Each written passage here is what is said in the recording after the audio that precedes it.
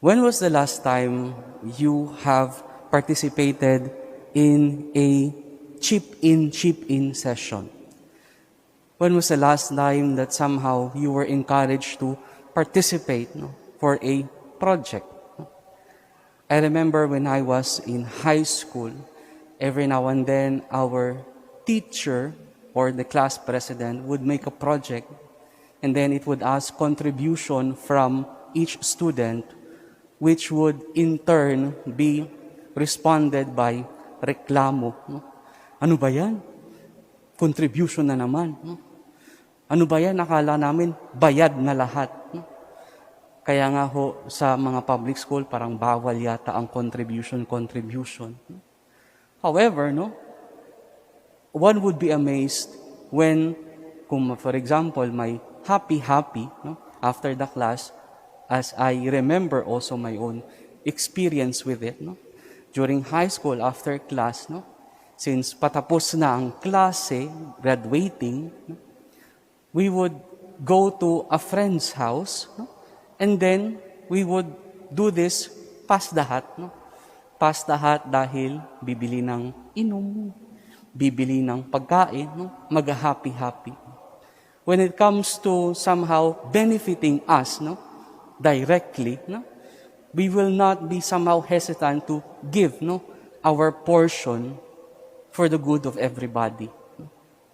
Because we feel that somehow we directly benefit from it.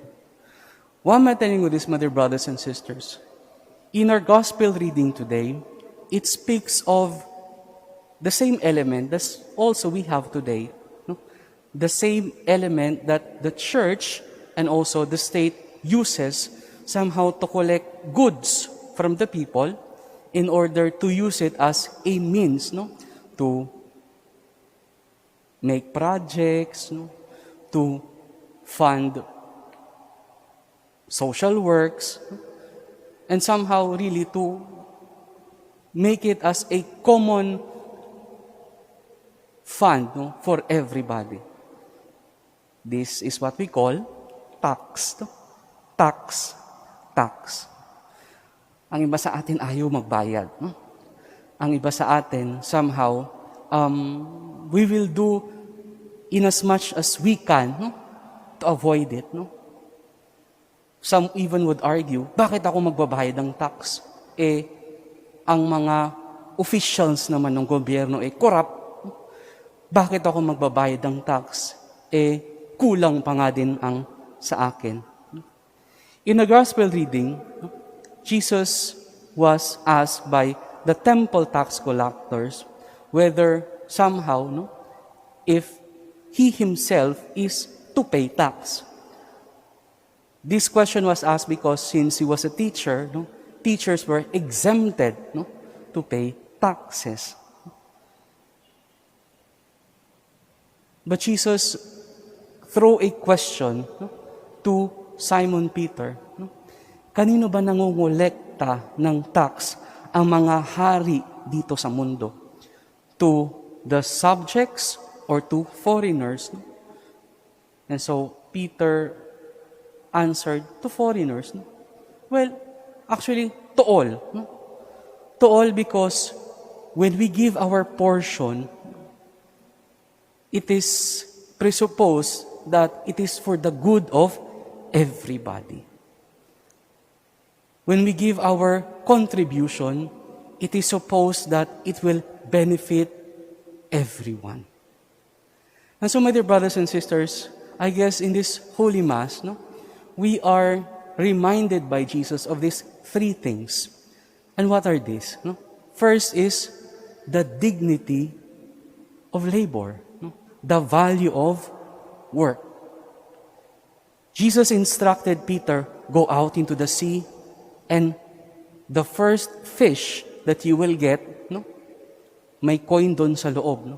Again, it is a prefiguration, parang tipong, it speaks of the labor of Peter as a fisherman. And from your craft, from your occupation as a fisherman, there you get your tax. The dignity of labor is upheld by Jesus. No? Second is honest living. No? Honest. After we were to do our work, go and participate in this common activity of the civic government and the church for the common good. However, alam naman ho natin na somehow, kung sino pa yung pinaka malaki ang kita, sila pa yung somehow well-versed how to circumvent the law. Sila pa yung somehow gumagawa ng tax evasion. Sila pa yung gumagawa ng tax avoidance. We do not know why. No? Maybe because of greed, maybe because of adamancy, no? Hesitant to participate, no? In their third point, civic duty, civic obligation. That is actually for the common good. That is actually one's contribution for the benefit of everyone. We are invited, my dear brothers and sisters, to follow the example of Jesus, to give our contribution, both to the civic and also to the church. It is because we are part of a community. It is because we have been given this capacity to work. It elevates our capacity to do our contribution if we give our taxes. Regardless, my dear brothers and sisters, if the one whom we give it to, no, kurap man ng gobyerno, no, o pangit man ng sistema ng hari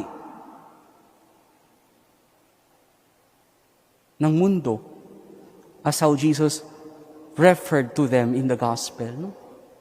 Still give, no? Still give. Why? Because it is a means. Why? Because we ourselves are generous, no? Not because we directly benefit from it, but because it is for everyone. The challenge for us in this Holy Mass, my dear brothers and sisters, is to participate as how Peter and Jesus participated in their civic obligation of giving taxes. Amen.